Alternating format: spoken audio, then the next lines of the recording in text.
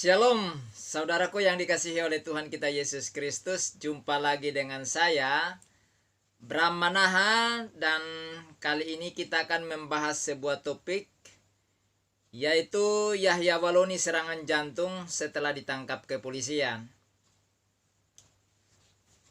Nah, saudaraku yang dikasihi oleh Tuhan kita Yesus Kristus, sebelum kita membahas hal ini lebih jauh, marilah kita dengarkan berita tentang penangkapan daripada Yahya Waloni berikut ini. Saudara, Bareskrim Polri menetapkan penceramah Yahya Waloni sebagai tersangka atas dugaan penodaan agama.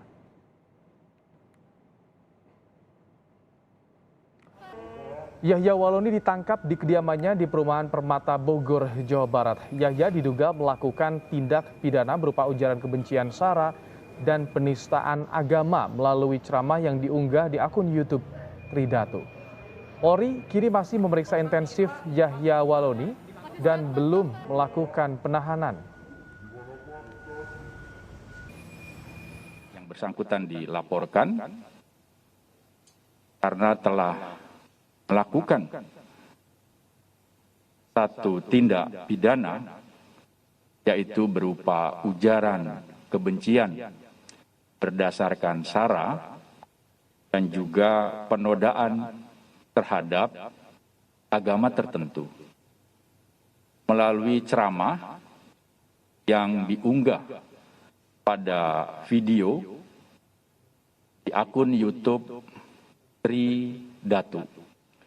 Pada masyarakat tetap tenang, tidak gaduh, percayakan kepada kami, percayakan kepada Polri untuk dapat menuntaskan kasus ini secara profesional, transparan, dan akuntabel berdasarkan perundang-undangan yang telah.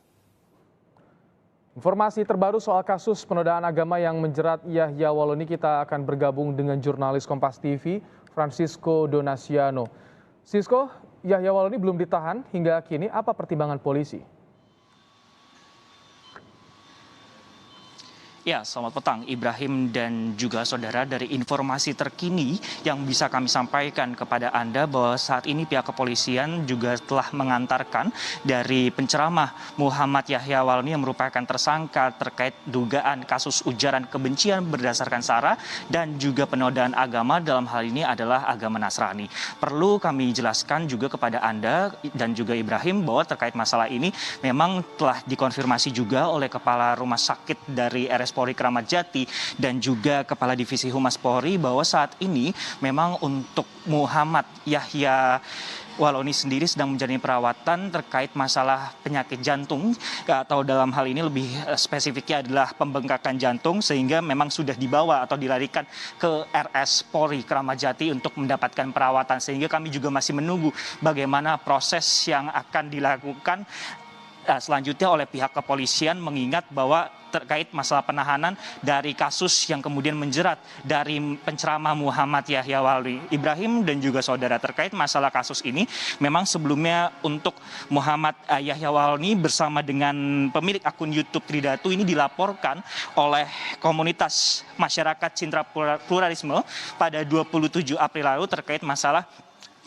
ujaran kebencian berdasarkan sara dan juga terkait masalah penodaan agama. Dan dari informasi yang kami dapatkan juga memang untuk tersangka dari Muhammad Yahya Waloni ini memang disangkakan pasal berlapis, Ibrahim dan juga saudara, yaitu adalah Pasal 28 ayat 2 jungto pasal 45A ayat 2 yaitu Undang-Undang ITE, kemudian juga pasal 156 huruf A KUHP, di mana terkait masalah orang yang sengaja dan tidak sah menyebarkan informasi menyebabkan permusuhan, kebencian berdasarkan sara dan juga terkait masalah penodaan terhadap agama. Sehingga atas pasal berlapis ini, untuk yang pasal pertama yang telah kami jelaskan, diancam dengan 6 tahun penjara dan denda 1 miliar rupiah, dan untuk yang pasal 156 huruf A KUHP ini diancam dengan hukuman pidana yaitu 5 tahun penjara.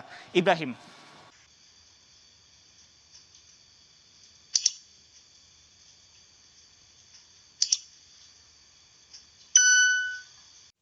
Kita sudah mendengar tentang berita penangkapan terhadap Yahya Waloni. Kita perlu apresiasi terhadap pihak kepolisian yang telah menangkap Yahya Waloni yang udah bertahun-tahun dia menista kekristenan begitu masif. Dan kita berharap bukan hanya ditangkap, tetapi diproses secara hukum sebagaimana perintah undang-undang dan hukuman yang maksimal untuk tiap pasal yang disangkakan. Karena Yahya Waloni ini kena pasal berlapis, dan kalau dijumlahkan maksimalnya 11 tahun penjara. Ya, kita berharap diproses hukum sampai masuk penjara seperti orang-orang yang, khususnya orang Kristen yang dijerat hukum dalam hal yang sama dan telah dipenjarakan. Namun di sini kita melihat bahwa kebiasaan daripada orang-orang Islam yang ditangkap karena menista agama Kristen dan terjerat kasus hukum, umumnya setelah ditangkap, alasan klasik mereka adalah sakit. Dan hal yang sama kita dapatkan pada kasus Yahya Waloni ini. Ketika dia di YouTube, wah, kekar, menantang sana sini. Sekarang setelah ditangkap polisi, tiba-tiba kena serangan jantung, bahwa jantungnya mengalami pembengkakan sehingga harus dilarikan ke Rumah Sakit Kramat Jati. Ya, demikianlah mereka yang kalau di media sosial, wah, kekar sekali, kayaknya mereka paling kuat, paling berani di dunia. Tetapi setelah kena kasus hukum seperti ini, mendadak seperti sayur yang ditumis oleh kaum ibu di dapur yang begitu segar tiba-tiba layu, lisut, sampai tinggal dikit gitu.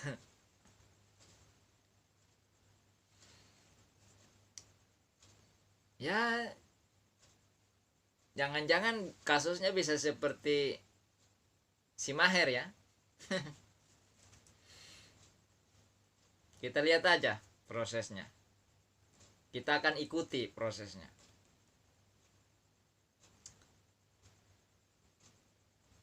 Nah, saudara, jadi berita bahwa Yahya Waloni saat ini dilarikan ke rumah sakit karena serangan jantung, di mana terjadi pembengkakan pada jantungnya. Ya, kita tidak tahu separah apa jantungnya yang bengkak itu. Nah, ya kita berharap dia sehat sehingga menjalankan proses hukum dengan baik. Nah, jadi bagi saudara yang sudah menyaksikan video ini, jangan lupa untuk like, subscribe, dan komen di kolom komentar. Saya akan dengan setia menjawab saudara apapun komentar yang saudara sampaikan.